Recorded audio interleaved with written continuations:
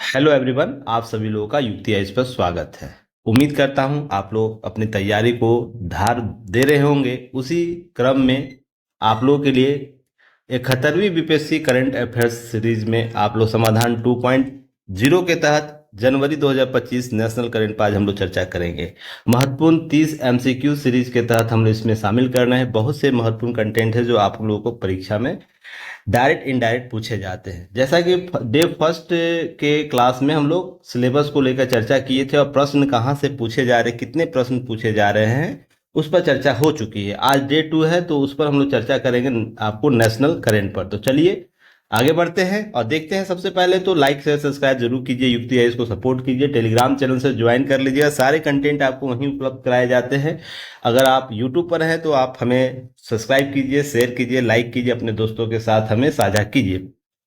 आप WhatsApp channel को भी ज्वाइन कर लीजिएगा, वहां भी महत्वपूर्ण कंटेंट आप उपलब्ध कराए जाएंगे तो आप वहां से जुड़ सकते हैं। इंस्टा फेसबुक पर है तो आप हमें वहां फॉलो कर सकते हैं।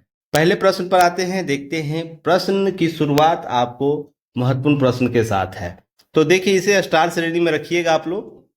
जनवरी 2025 में परमाणु ऊर्जा आयोग के अध्यक्ष के रूप में किसे नियुक्त किया गया? शेखर बसु, अजीत कुमार मोहंती, के एन व्यास, अनिल काकोदर का। तो ध्यान रखिएगा इसका सही उत्तर क्या होगा। यदि आप लोगों को उत्तर पता हो तो कमेंट सेक्शन में जरूर अपना उत्तर ड्रॉप कीजिएगा। 1 का ए, 1 का बी, 1 का सी या 1 का डी।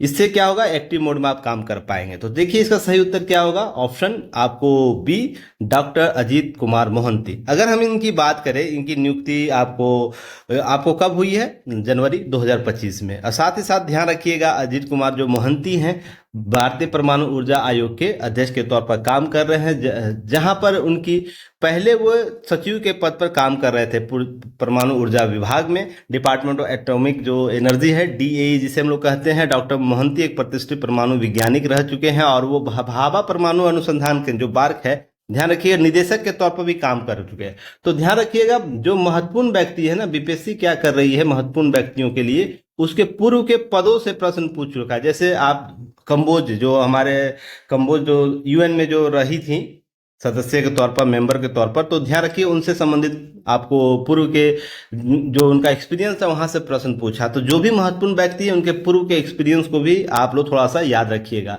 उन्हें 2023 में पहली बार इस पद पर नियुक्त किया गया था, निदेशक पद के तौर पर बार्क में। ध्यान रखिएगा जनवरी 2025 में उन्हें पुनः दायित्व के लिए चुना गया और उन्हें इससे पहले भी डॉक्टर के एन व्यास और डॉक्टर शेखर बसु जैसे वरिष्ठ वैज्ञानिक कार्यरत रह चुके हैं आपको परमाणु ऊर्जा आयोग के अध्यक्ष के तौर पर।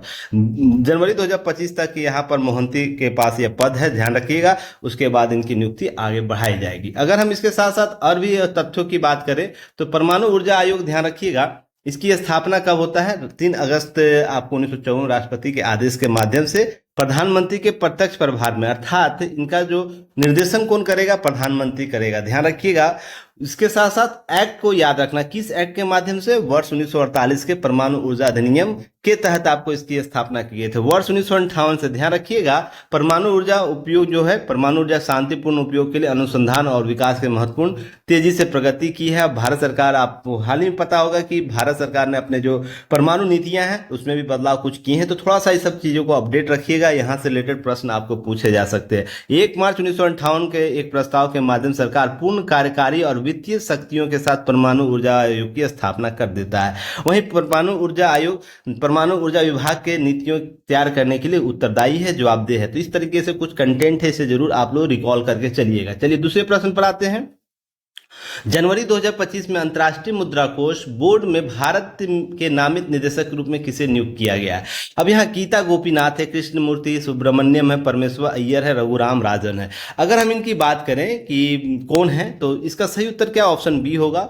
कमेंट सेक्शन में आप उत्तर जरूर देते रहिएगा। ध्यान रखिए गीता गोपीनाथ की हम बात करें, यह पहले आपको प्रथम डिप्टी, जो आपको प्रबंध निदेशक, आईएमएफ का जो प्रबंध निदेशक होता है, प्रबंध निदेशक, उसके बाद जो पद बनता है ना, वो पद पर रह चुकी है। अर्थात प्रथम आपको नियुक्ति इनकी, प्रथम आप जिनको हम बोल सकते हैं प्रथम डिप्टी मैनेजिंग डायरेक्टर प्रथम गोपीनाथ रह चुकी हैं। तो आपको ये सब फैक्ट याद रखना है। इसके अतिरिक्त कुछ बातें जानकारी रखनी, जैसे विश्व बैंक जो वर्ल्ड बैंक है कार्यरत वर्तमान में भारत के जो एग्जीक्यूटिव डायरेक्टर के तौर पर आपको ध्यान रखना कार्य कर रहे थे। उसके बाद आईएमएफ बोर्ड में उनको अंतरिम प्रतिनिधि के तौर पर नियुक्त किया गया और खासकर डॉक्टर कृष्णमूर्ति सुब्रमण्यम अचानक वापसी से पहले रिक्त पद भरने के लिए ये सब किया गया। तो थोड़ा सा अपडेट याद रखिएगा, वो इससे पहले कहाँ थे, वर्तमान में कहाँ है। भारतीय सरकार डॉक्टर कृष्णमूर्ति सुब्रमण्यम की सेवा अप्रैल 2025 में समाप्त करने के लिए बाद उन्हें आईएमएफ बोर्ड प्रतिनिधि के तौर पर आपको मुक्त किया। उसके बाद अगले पद के लिए देंगे। तो जो हाल का अपडेट है, अप्रैल 2025 तक इनकी नियुक्ति पुनः आपको वापस ले ली गई है। अगर फिलहाल हम जनवरी तक के करंट को ध्यान रखें, जनवरी तक के करंट में आपको पूछ सकता है इस प्रकार के प्रश्न, क्योंकि बहुत हलचल हुई इनके पद को लेकर, तो आपको ध्यान में रखना है। वहीं हम व्यक्ति जो ऑप्शन में जो और व्यक्ति उनके बारे में जानकारी रखे, तो गीता गोपीनाथ है, आईएमएफ के प्रथम डिप्टी एमडी रह चुकी, बोर्ड के एग्जीक्यूटिव डायरेक्टर नहीं बनी, हालांकि वो प्रथम डिप्टी जो प्रबंध निदेशक होता है आईएमएफ को, उसके बाद दूसरा सबसे बड़ा महत्वपूर्ण पद होता है। डॉक्टर कृष्ण सुब्रमण्यम अगस्त 2022 अप्रैल 2025 तक एग्जीक्यूटिव डायरेक्टर, अप्रैल में वापस बुला लिया गया इनको। तो थोड़ा सा इनको अच्छे से स्टार करके रखिएगा, प्रश्न पूछ सकता है, क्योंकि यह इनके पदों को लेकर बहुत हलचल हुई। वहीं रघुराम राजन की बात करें तो वो पूर्व में आईएमएफ चीफ इकोनॉमिस्ट रह चुके हैं और पूर्व में आरबीआई गवर्नर भी रह चुके हैं। तो थोड़ा सा पद को लेकर आप थोड़ा सा इनके व्यक्तित्व को लेकर ध्यान में रखिएगा। साथ ही साथ आईएमएफ के बारे में हम बात करें तो एक स्वैच्छिक संगठन है और ध्यान रखिए 191 सदस्यों के साथ यह अपने कार्य और दायित्व का निर्वहन करता है। जितने भी सदस्य देश है उसके प्रति वह जवाबदेह है अपने सदस्य के देशों के मौद्रिक नीतियों के प्रति। अगर कोई देश अगर कर्ज में डूब रहा है या उसको आर्थिक बूस्टअप चाहिए तो आईएमएफ उसकी सहायता करता है। वर्ष 1930 के दशक में ध्यान रखिएगा, 1930 से जब महामंदी आई तो उसके बाद इसकी स्थापना वर्ष 1944 में की गई थी। यह सब फैक्ट याद रखिएगा। और यह मुख्य कार्य क्या करता है, वित्तीय स्थिरता और मौद्रिक सहयोग को बढ़ावा देने का कार्य करता है। वहीं प्रबंध निदेशक की बात करें, वर्तमान में क्रिस्टीना जिर्जिवा है, जिनका नाम याद रखिएगा।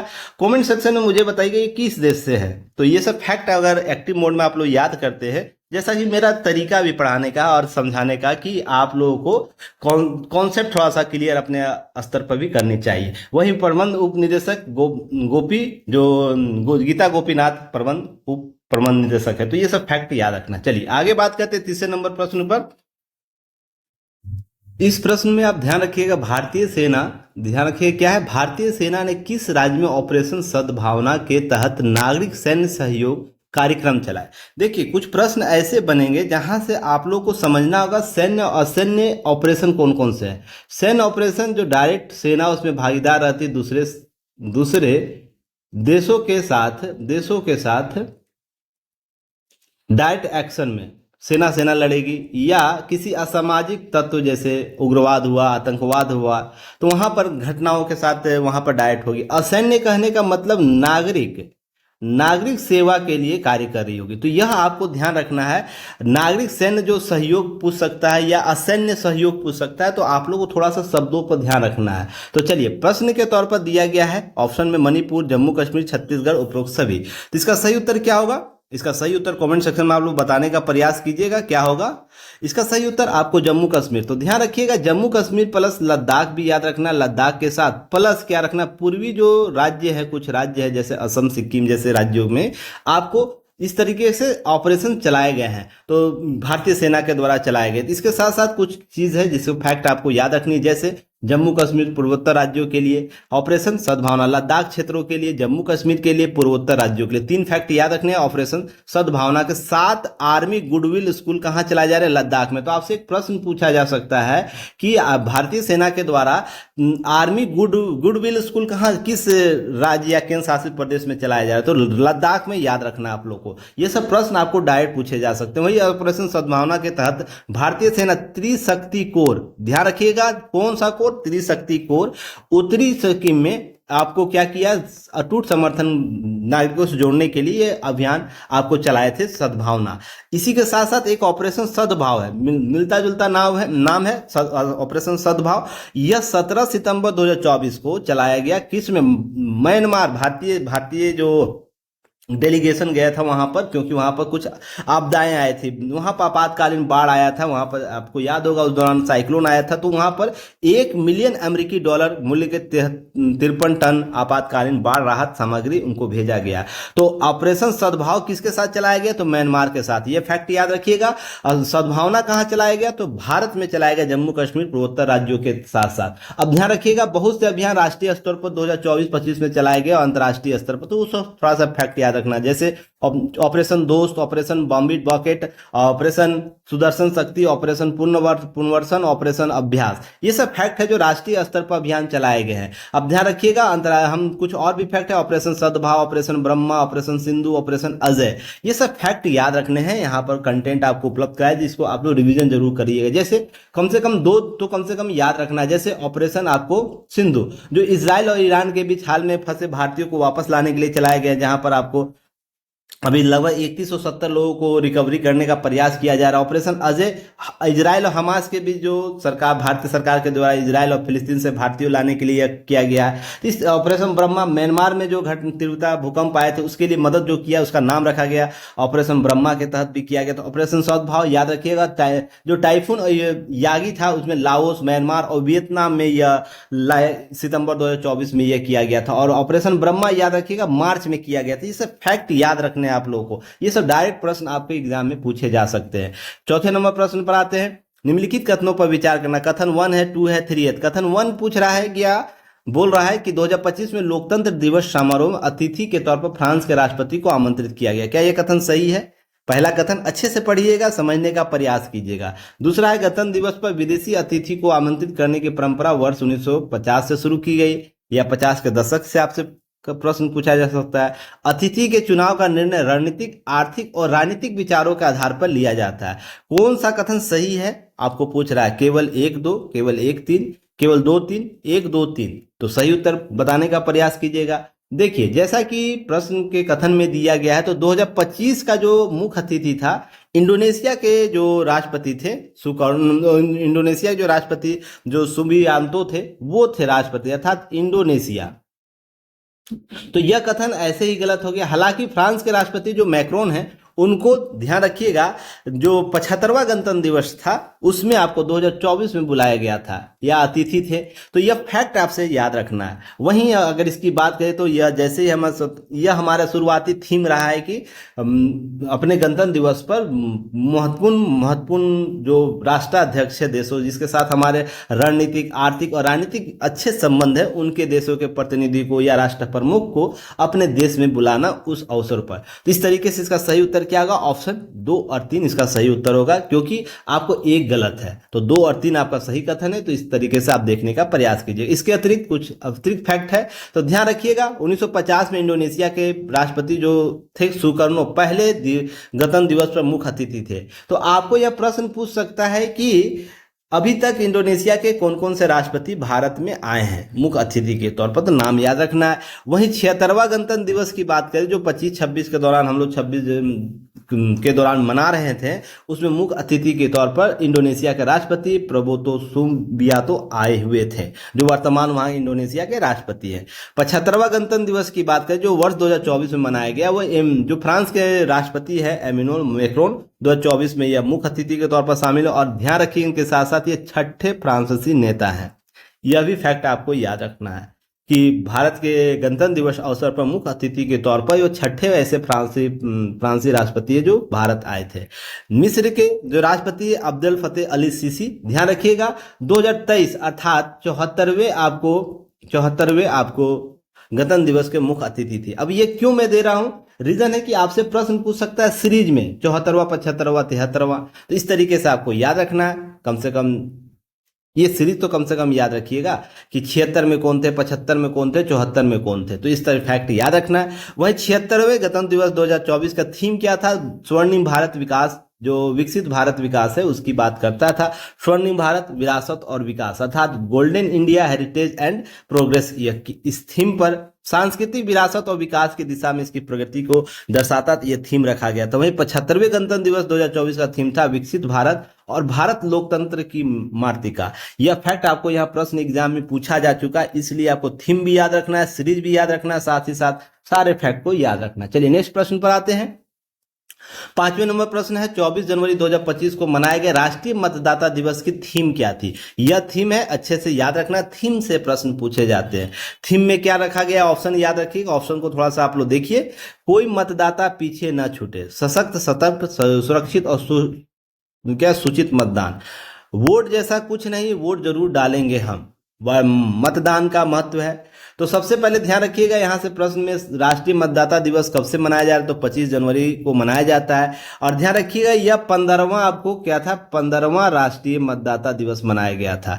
तो इस तरीके से फैक्ट याद रखने हैं। और यह 18 वर्ष से जो अधिक उम्र के बच्चे हो जाते हैं, जो नागरिक हो जाते हैं, उनके लिए यह डेडिकेटेड है कि वो प्रेरित हो सके और आपको क्या करे, इनके लिए एक मुहिम चलाया जा सके। तो इस तरीके से इसका थीम रखा गया था इस वर्ष, वोट जैसा कुछ नहीं, वोट जरूर डालेंगे हम, ताकि मतदान केवल एक अधिकार नहीं बल्कि एक कर्तव्य के तौर पर। याद होगा मैंने जब डीएनए आप लोगों को पढ़ा रहा था, इससे संबंधित कुछ क्लास में कुछ बातें भी की गई थे, तो यहीं से प्रश्न आपको बनाया गया। तो न्यूज पेपर को अच्छे से देखिएगा, और जल्द ही हम एक न्यूज बुलेटिन भी ला रहे हैं जहां पर पेपर का जो कलर पेपर आप लोग को उपलब्ध कराया जाएगा और शॉर्ट टर्म में उसे कवर भी किया जाएगा। तो चलिए हम आगे बात करते हैं। इसके अतिरिक्त कुछ और भी फैक्ट है, जैसे याद रखना है कि वर्ष जैसा कुछ, वोट जैसा कुछ नहीं, वोट जरूर डालेंगे, इस थीम के साथ यह आपको मतदान केवल अधिकार नहीं बल्कि एक कर्तव्य के तौर पर यह मनाने का यह संकल्प लिया गया है। 2025 का 15वां राष्ट्रीय मतदाता दिवस था। वहीं हम बात करें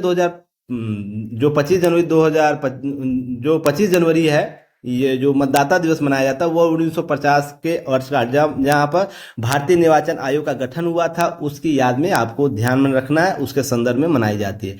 अगर हम बात करें थीम की बात करें तो ध्यान रखिए 2024 का और 2023 का एक ही थीम था, जिसको आप लोग को याद रखना है।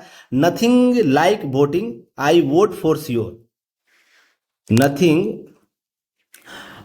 लाइक वोट, ध्यान रखिएगा, वोटिंग रखा गया था, और आई वोट फॉर श्योर।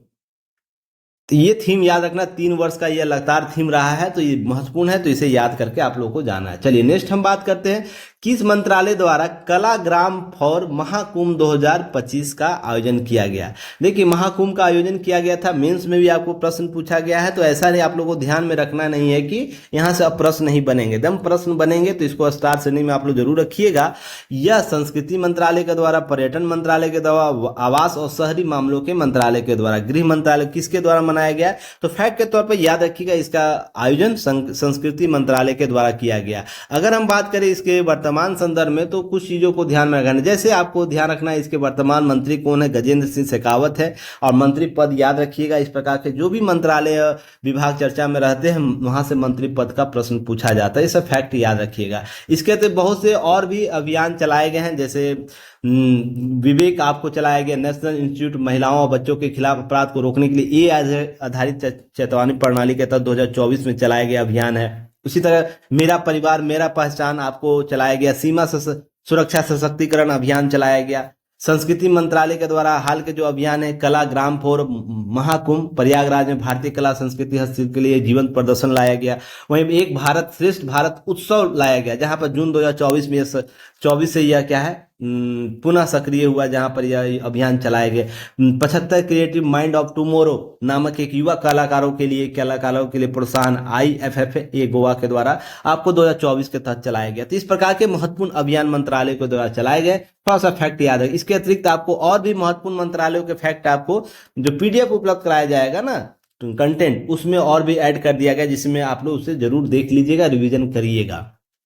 नेक्स्ट प्रश्न पर आते हैं, 7वें नंबर प्रश्न पर आते हैं। देखते हैं प्रश्न क्या है। प्रश्न के तौर पर पूछा जा रहा है, भारतीय लघु फिल्म अनुजा, ध्यान रखिएगा, 2025 में जो ऑस्कर है उसमें किस श्रेणी में नामित किया गया था। किया गया, यह भी प्रश्न आपसे पूछा जा सकता है। इसे स्टार श्रेणी में आप लोग रखिएगा। सर्वश्रेष्ठ वित्त चित्र लघु विषय पर है, सर्वश्रेष्ठ एनिमेटेड लघु चित्र फिल्म है, और सर्वश्रेष्ठ लघु फिल्म लाइव एक्शन श्रेणी में है, या सर्वश्रेष्ठ अंतर्राष्ट्रीय फीचर फिल्म में है। तो ध्यान रखिएगा।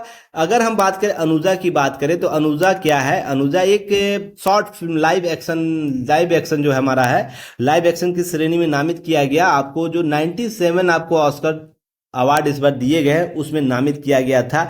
और यह ध्यान रखिएगा, जो ऑस्कर थे उसमें आपको दिल्ली की झुग्गी जो होती है ना, झुग्गी, उसमें दो बहनों की कहानियां हैं, उसके बारे में बताया गया है। तो आप लोग शॉर्ट फिल्म है, इसे जरूर देखिएगा, थोड़ा सा मोटिवेशन मिलेगा। इसके अतिरिक्त कुछ बातें और भी जिसको आप लोग को याद रखनी चाहिए, जहां पर ध्यान रखिएगा सहायक भूमिका छोटी बच्ची आपको इस तरीके से भूमिका में दिखती है, दिल छू लेने वाली कहानियां इसमें दी गई है। सर्वश्रेष्ठ लघु फिल्म लाइव एक्शन श्रेणी में 97 जो हमारा अकादमी पुरस्कार था ऑस्कर का, उसमें से नामित किया। हालांकि यह जीत नहीं पाई उस श्रेणी में, पर ध्यान रखिएगा 97 जो 97 ऑस्कर पुरस्कार थे दिनांक 2 मार्च 2025 को वितरित किए गए, जिसमें स्थान डॉल्बी थिएटर लॉस एंजलिस में किया गया था। आयोजन चैनल था यूएस का ABC, साथ में पहली बार हुलू नामक लाइव प्रसारण किया गया। वहीं पर कॉनन ओब्रायन, यह उनका पहला होस्टिंग अनुभव था। तो इस तरीके से कौन होस्ट किया, ये सब फैक्ट याद रखने। सर्वश्रेष्ठ बेस्ट पिक्चर का अवार्ड आपको ध्यान रखिएगा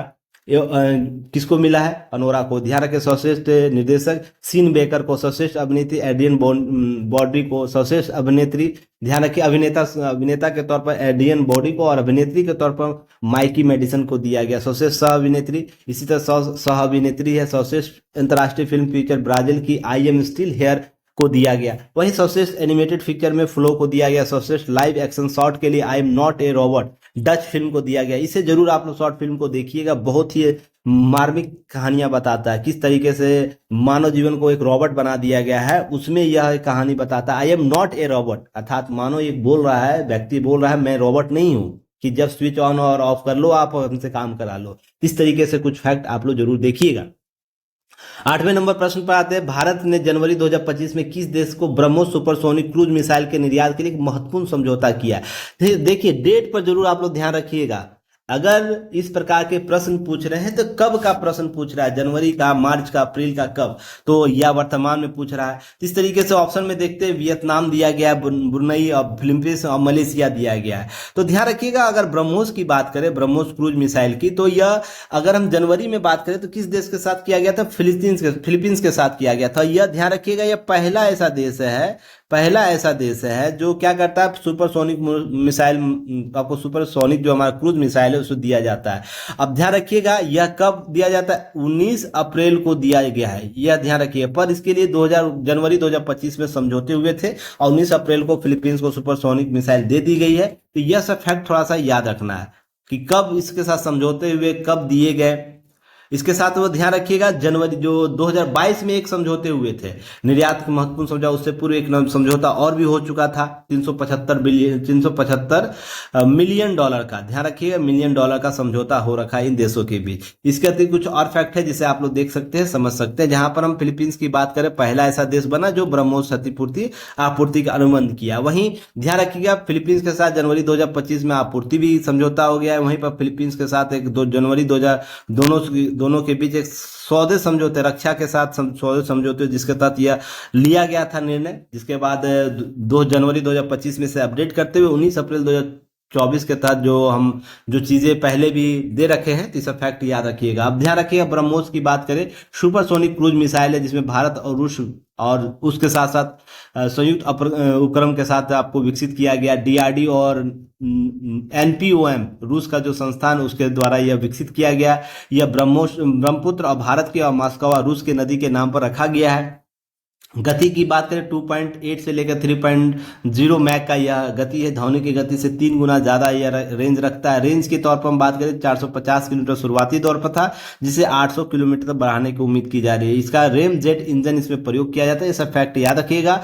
यह जल, थल और वायु पनडुब्बी कहीं से भी छोड़ा जा सकता है, इसलिए इसकी डिमांड ज्यादा बढ़ रही है। जब हम बात करें Thailand, Singapore, Brunei, Brazil, Chile, Argentina और वेनेजुएला, मिस्र, सऊदी अरब, संयुक्त अरब अमीरात, करत, ओमान जैसे देश इसका डिमांड कर रहे हैं। सबके साथ समझौते होने का प्रयास चल रहा है। तो आपको ये सब फैक्ट याद रखने हैं, किन किन देशों के साथ हमारे यह प्रयास हो रहे हैं। 9वें नंबर प्रश्न है, आयुष्मान भारत जो प्रधानमंत्री जन आरोग्य योजना है ABPMJ के संबंध निम्नलिखित में कथनों पर विचार करिए। यह दुनिया का सबसे बड़ी या सरकारी वित्त पोषित स्वास्थ्य बीमा योजना है, सबसे बड़ी, याद रखिएगा। माध्यमिक और तृतीयक देखभाल अस्पताल में भर्ती के लिए प्रति परिवार प्रति वर्ष 5 लाख का कवर प्रदान करती है। अब इसके साथ साथ यह भी याद रखना है कि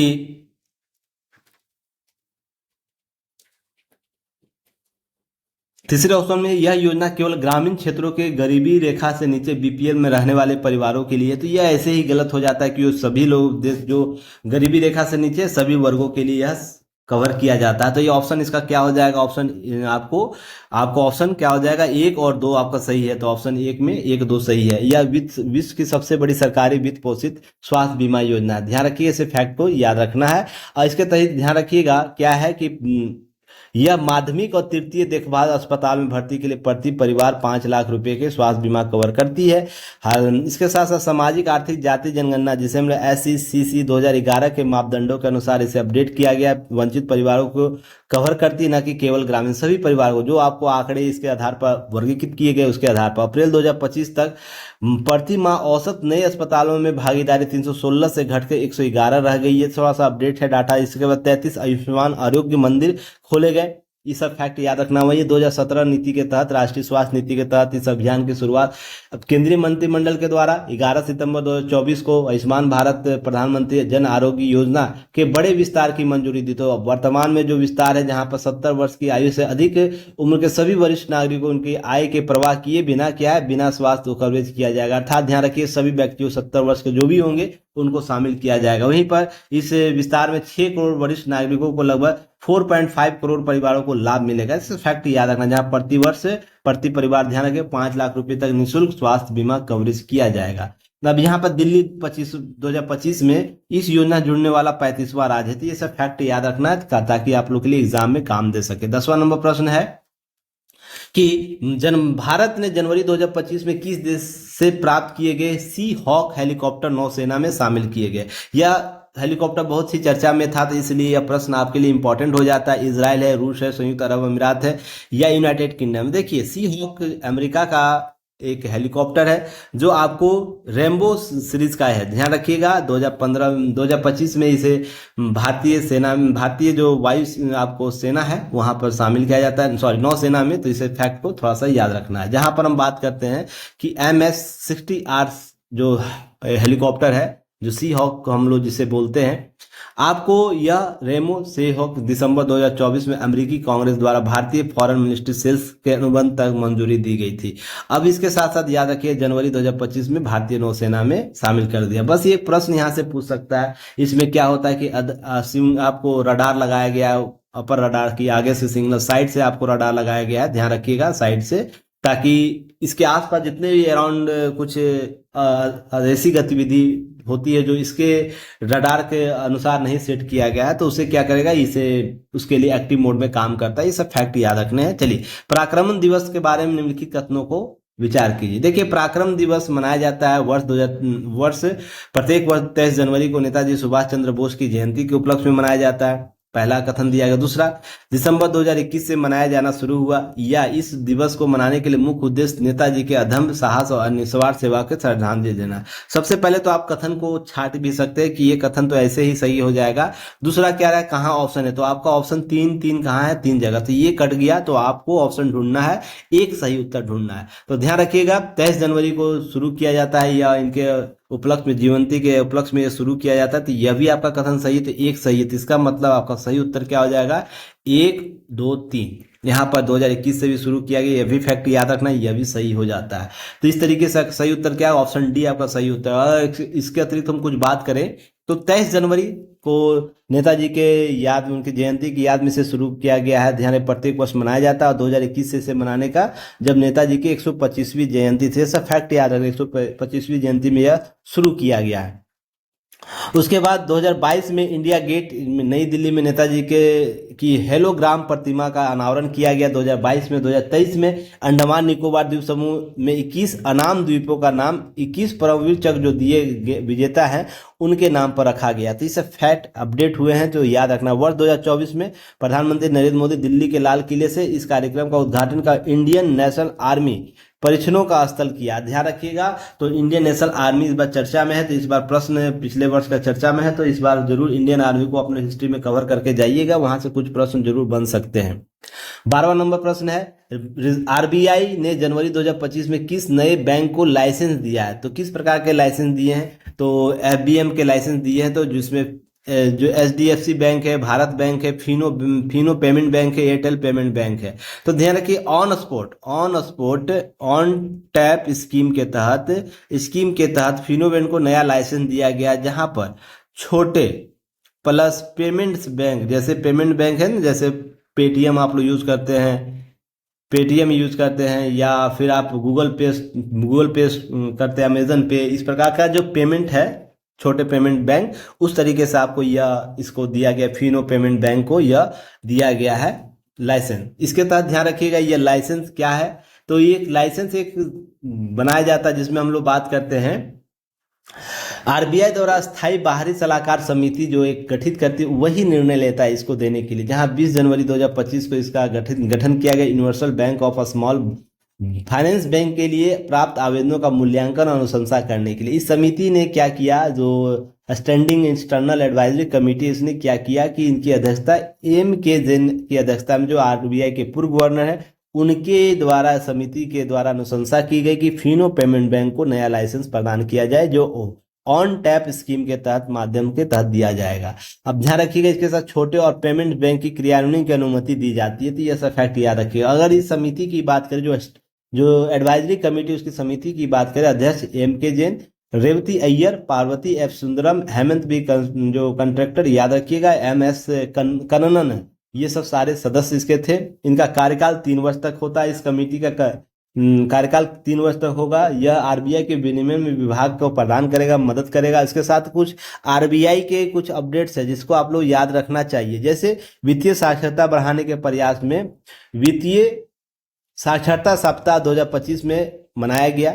वहीं बच्चों के लिए जूनियर मनी और मिनी मनी जैसे शुभंकरों को क्या किया गया, अभियानों को चलाया गया। तो आपसे प्रश्न पूछ सकता है, जूनियर मनी और मिनी शुभंकर किस संस्था के किसके द्वारा चलाया गया? तो कुछ संस्थानों के नाम रहेंगे, तो याद रखना है। वहीं भारतीय रिजर्व बैंक, अगर आरबीआई बात है, डिजिटल बैंकिंग सुरक्षा बढ़ाने के लिए बैंक इन डोमेन की शुरुआत की है। तो ये फैक्ट आपको याद रखना है, बैंक इन डोमेन किसके द्वारा शुरुआत की है? तो वहां पर ऑप्शन रहेगा आरबीआई, एसबीआई, एचडीएफसी, इस प्रकार से आपको पूछा जा सकता है। वहीं केंद्रीय बैंक डिजिटल मुद्रा पायलट परियोजना को 17 बैंकों और 60 लाख उपभोक्ताओं के लिए विस्तारित किया गया है। तो केंद्रीय बैंक डिजिटल मुद्रा, जिसे हम लोग सीबीडीसी बोलते हैं, उसकी पायलट परियोजना कहां तक विस्तारित की? 17 बैंकों तक की गई है।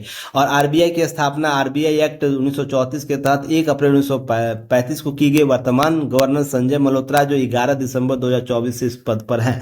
ये सब फैक्ट याद रखने हैं, क्लियर है। इसके अतिरिक्त हम अगले प्रश्न पर आते हैं। 13 नंबर प्रश्न है, जनवरी 2025 तक भारत के वर्तमान मुख्य आयुक्त कौन है? इस प्रश्न को अच्छे से देखिएगा, हड़बड़ी में गलत मत कीजिएगा।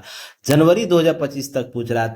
सुशील चंद्र है, राजीव कुमार है, सनील अरोड़ा है, टीएन शेषन है। प्रश्न को अच्छे से देखिए तो कमेंट में उत्तर देने का प्रयास कीजिएगा। इसका सही उत्तर क्या होगा? अगर हम जनवरी तक की बात करें तो इसमें राजीव कुमार आर के हमारे मुख्य चुनाव आयुक्त थे।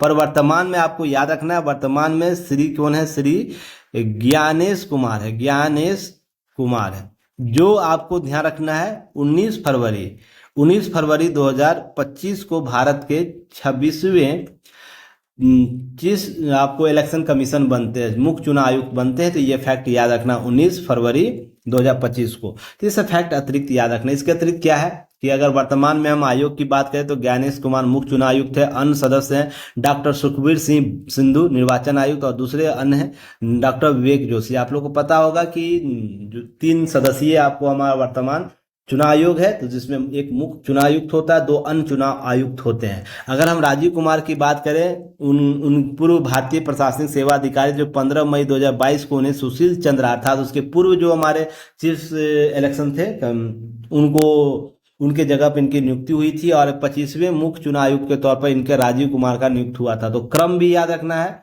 कि 24वां कौन था, 24 चंद्रा थे, 24वां चंद्रा थे, 25वां कौन थे, आपको कुमार राजीव कुमार थे, और आपको 26वां कौन हुए, वही वर्तमान में ज्ञानेश कुमार, याद रखिएगा, ज्ञानेश कुमार।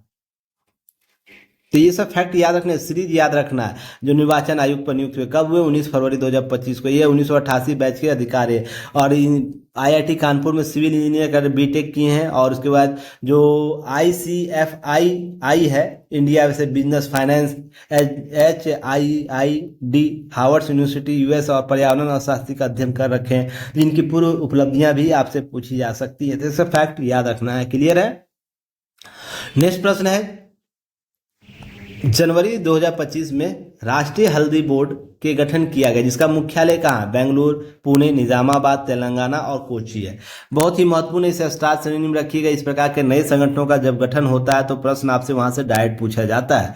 तो इसका सही उत्तर होगा निजामाबाद, तेलंगाना में हुआ है। जहां इसकी गठन की तिथि हम बात करें आपको राष्ट्रीय हल्दी बोर्ड का, तो यह याद रखना, 4 अक्टूबर 2023 को इसकी स्थापना की गई, गठन की तिथि के तौर पर राष्ट्रीय हल्दी बोर्ड की। और ध्यान रखिएगा, 14 जनवरी 2025 को केंद्रीय वाणिज्य और उद्योग मंत्री जो हमारे हैं श्री पीयूष गोयल वर्चुअल उद्घाटन इस बोर्ड का करते हैं। तो इस प्रकार से आपको ये सब फैक्ट याद रखना है। क्लियर है। जब हम बात कर रहे हैं इसका 4 अक्टूबर 2023 में और 14 जनवरी 2025 को केंद्रीय वाणिज्य उद्योग मंत्री पीयूष गोयल के द्वारा वर्चुअल उद्घाटन इसका किया जाता है निजामाबाद, तेलंगाना में। अध्यक्ष है श्री पिल्ले गंगा रेड्डी। इनका नाम याद रखिए, हल्दी किसान और कृषक नेता है, तो इस बोर्ड के अध्यक्ष इनको बनाया गया, पिल्ले गंगा रेड्डी को। अगर वर्तमान वैश्विक स्थिति की बात करें तो 75% विश्व हल्दी उत्पादन भारत की भागीदारी है। निर्यात, वैश्विक निर्यात में 62% हिस्सेदारी रखता है। अगर हम 2023 और 24 के वर्तमान आंकड़े की बात कर ले, जो लास्ट ईयर में आंकड़े जारी किए गए थे, 11.6 लाख टन आपको उत्पादन हुआ था। 6.2 लाख टन मुख्य बाजार था। आपको बांग्लादेश, UAE और अमेरिका, मलेशिया में भेजा जाता है। तो हमारा व्यापार कहाँ कहाँ किया जाता है हल्दियों का, तो यह सब देशों में किया जाता है। ये सब सारे फैक्ट याद रखिएगा। चलिए 15वें नंबर प्रश्न पर आते हैं। 2025 में ग्लोबल फायर पावर सैन्य शक्ति रैंकिंग में भारत में कौन सा स्थान है। तो इस प्रकार के भी प्रश्न पूछ सकता है। क्यों? क्योंकि अभी हाल में आपको पता होगा भारत पाकिस्तान के बीच कंप्लीट हुआ, इजराइल फिलिस्तीन के बीच, इजराइल ईरान के बीच। तो इस प्रकार के प्रश्न पूछे जा सकते हैं, तो इसमें आप लोग स्टार श्रेणी में रखिएगा। यहाँ पर दूसरा है, तीसरा है, चौथा है, पांचवा। पहला कौन है आपको ध्यान रखें, सैन्य रैंकिंग में अगर ग्लोबल फायर पावर की हम बात कर ले तो ये चौथा रैंक भारत को इस बार दिया गया है। इसके अतिरिक्त ध्यान रखिएगा, इससे पहले फर्स्ट सेकेंड कौन है, फर्स्ट सेकेंड थर्ड, ये फोर्थ कौन है, ध्यान रखिएगा। पहला हो गया, पहला याद रखना आप लोगों को USA है, USA। दूसरा कौन है आपको, रूस है। और तीसरा कौन है, चीन है। और चौथा कौन है, इंडिया है। तो ये सब फैक्ट याद रखने हैं। यह प्रश्न आपसे पूछा जा सकता है इस तरीके से। अब ध्यान रखिएगा 145 देशों में यह कुल रैंकिंग निकालेगी, जिसमें भारत चौथा स्थान रखता है, जिसमें पहला संयुक्त राज्य अमेरिका, दूसरा रूस, चीन और भारत आपको चार जो शीर्ष देश हैं। अब ध्यान रखिएगा स्कोर भारत को दिया है 0.1184 स्कोर दिया गया। वहीं पर ध्यान रखिए 145 देशों तक भारत में यह क्षमता विकसित किया, कहीं से भी भारत अपने विस्तार कर सकता शक्तियों का। और इस तरीके से कुछ ग्लोबल पावर जो फायर पावर इंडेक्स है उसे याद रखना है। ठीक है। चलिए 16 नंबर प्रश्न पर आते हैं। जनवरी जो हमारा 13 जनवरी 2025 में को उद्घाटन के लिए निर्धारित जेड मोहर सुरंग भारत के किन क्षेत्रों के बीच पहुंच में सुधार करेगी। जम्मू कश्मीर, लद्दाख और कश्मीर और लद्दाख, हिमाचल प्रदेश और लद्दाख, उत्तराखंड और हिमाचल प्रदेश। देखिए इस प्रकार के कुछ ऐसे टनल होते हैं जिसकी चर्चा हमेशा होता है। इससे पहले जोजिला टनल के बारे में पूछ चुका है, जवाहर टनल के बारे में पूछ रखा है। तो आप लोग को याद रखना इस प्रकार का जो हमारा एक्सटेंडेड जो टनल है उसके बारे में जानकारी होनी चाहिए। अगर बात करें यह जो टनल है 6.5 किलोमीटर टनल है, जिसका आपको उद्घाटन आपको प्रधानमंत्री नरेंद्र मोदी के द्वारा 13 जनवरी को किया गया। याद रखिए 13 जनवरी को किया गया 2025 में। ये सब फैक्ट याद रखना। यह क्या करेगा, यह आपको टनल जो है ना, NH कितना है, NH 1D में है, जो आपको कहाँ से कहाँ तक जाता है यह आपको ध्यान रखें। जोजिला पास के निरंतर बगल से गुजरता है और श्रीनगर लेह राष्ट्रीय मार्ग में यह स्थित है, जो क्या करेगा, आपको कश्मीर और लद्दाख को जोड़ेगा। तो ऑप्शन बी इसका सही उत्तर हो जाएगा। सॉरी, हिमाचल प्रदेश और आपको सोनमर्ग, हिमाचल प्रदेश और सोनमर्ग अर्थात हिमाचल प्रदेश और लद्दाख को जोड़ेगा। तो इस तरीके से किससे किससे कश्मीर के, ध्यान रखिएगा, कश्मीर के क्षेत्रों को होते हुए आगे बढ़ेगा और मुख्य टनल जो आपको हिमाचल प्रदेश और लद्दाख को जोड़ते हुए आगे बढ़ जाएगा। तो इस तरीके से फैक्ट को याद रखिएगा। सीधे जोड़ता है किससे, तो इस तरीके से जम्मू कश्मीर और लद्दाख को। पर यहाँ पर ध्यान रखिएगा, यहाँ पर 13 जनवरी 2025 को इसका उद्घाटन कश्मीर और लद्दाख के बीच। थोड़ा सा इसका ऑप्शन सही कर लीजिएगा, मेरे द्वारा कुछ इरर हो गया। इसका सही ऑप्शन होगा ऑप्शन आपको कश्मीर और लद्दाख, यही मैं रिकॉल कर रहा था। थोड़ा सा इरर हो जाता है कभी कभी, कोई बात नहीं। कश्मीर और लद्दाख को जोड़ेगा। इसके तहत आपको ध्यान रखना है यह ऑल वेदर कनेक्टिविटी को बढ़ा देगा। जो श्रीनगर राष्ट्रीय मार्ग NH1D के तहत जोजिला पास के पास यह निरंतर होकर गुजरेगा। अगर बात करें जम्मू कश्मीर और लद्दाख में प्रमुख सुरंग कौन कौन सा है, तो ध्यान रखिएगा चेनारी नसारी सुरंग है, जो जम्मू कश्मीर और श्रीनगर को NH44 को जोड़ता है। 9.828 किलोमीटर है। ध्यान रखिएगा भारत का सबसे लंबा सड़क सुरंग जम्मू कश्मीर से हर मौसम जोड़ने वाली पहली सुरंग है। तो इसलिए चेनारी नसरी जो सुरंग है उसे याद रखिएगा। जोजिला सुरंग सोनमर्ग और मीना मार्ग लद्दाख में 14.41 किलोमीटर है, जो भारत की सबसे लंबी और उच्चतम ऊंचाई वाली सुरंग है, जो 11,000 फीट से अधिक ऊंचाई पर स्थित है। वहीं नसारी सुरंग बनिहाल और काजीगुंड NH44 पर 8.5 किलोमीटर है। पुराने जवाहर सुरंग की जगह हर मौसम यातायात सक्षम बनाता है। इस तरीके से इस सुरंग का नाम याद है। जवाहर सुरंग जो बनिहाल पास के पास है 2.5 किलोमीटर का है। जम्मू कश्मीर में की पहली यह सुरंग थी जो 1956 में निर्मित की गई थी। सिंकुला सुरंग हिमाचल लद्दाख के क्षेत्र को जोड़ती है। 4.25 किलोमीटर का यह सुरंग है। जास्कर जो श्रेणी है ऑल कनेक्टिविटी वेदर कनेक्टिविटी देता है। इस तरह के महत्वपूर्ण सुरंग है जिसे आप लोग जरूर देखिएगा। क्लियर है।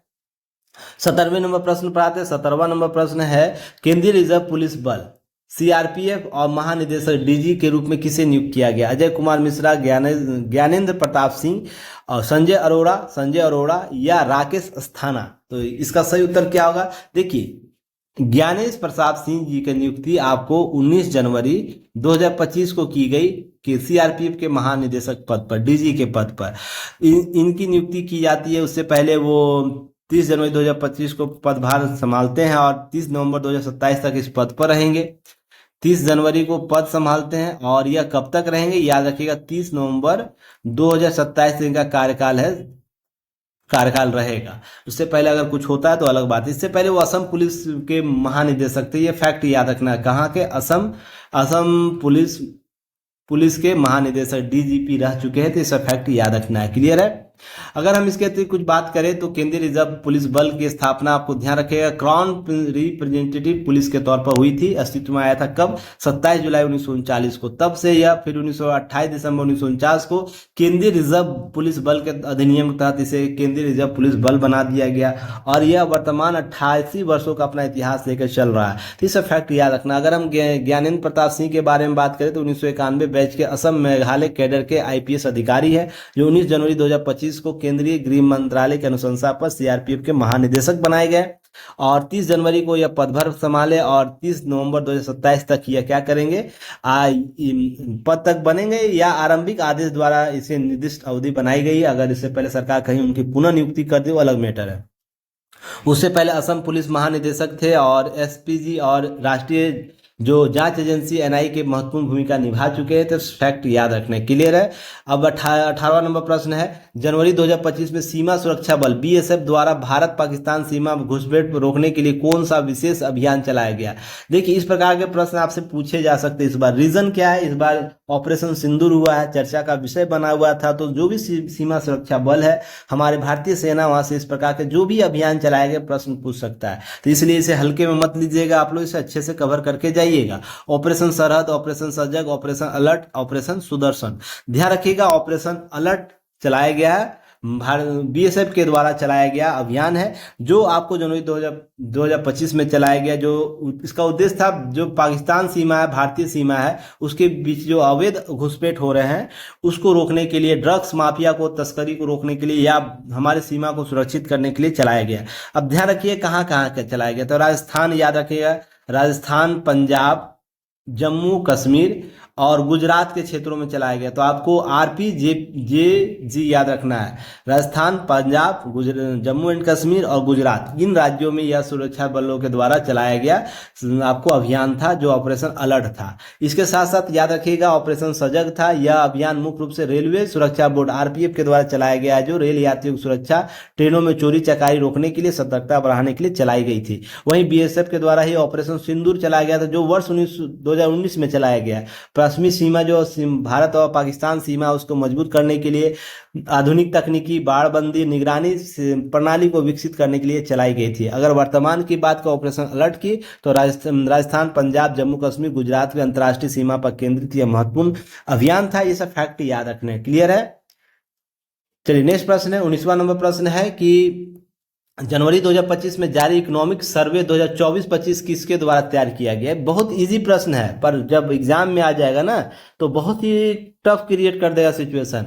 वित्त मंत्री के द्वारा, प्रधानमंत्री का आर्थिक सलाहकार परिषद के द्वारा, मुख्य आर्थिक सलाहकार के द्वारा, या नीति आयोग के उपाध्यक्ष के द्वारा, किसके द्वारा तैयार किया गया? इकोनॉमिक सर्वे किसके द्वारा दिया गया, किसके द्वारा प्रस्तुत किया? यह प्रश्न नहीं पूछ रहा है, तैयार किसके द्वारा किया गया। तो ये मुख्य आर्थिक सलाहकार जो होते हैं, जिसे हम लोग क्या कहते हैं, आपको CEA कहते हैं, चीफ इकोनॉमिक्स एडवाइजर कहते हैं, CEA।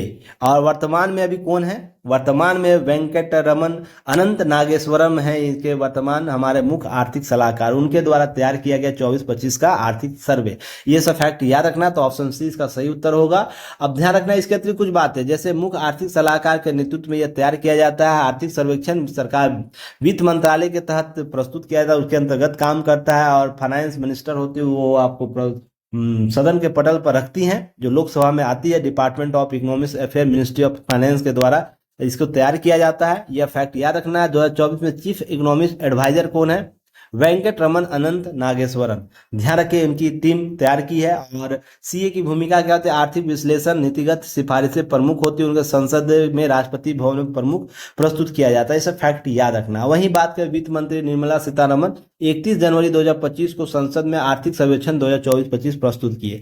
अब उसमें कुछ याद रखना, GDP का आंकड़ा याद रखना, मुद्रास्फीति, कम से कम ये 2 आंकड़े जरूर याद रखिएगा। जिसमें हम बात करते हैं सकल घरेलू उत्पाद की बात करें, तो आर्थिक सर्वेक्षण 2025-26 में 6.3 से लेकर 6.8% रहने का अनुमान लगाया गया। वहीं 2024-25 में भारत के वास्तविक GDP में 6.4% वृद्धि होने का अनुमान रखा गया। 2047 तक हम विकसित भारत का लक्ष्य रखते हैं, तो वहां पर हमें 8% का निरंतर आर्थिक वृद्धि चाहिए। ये सब बातें बताई गई है।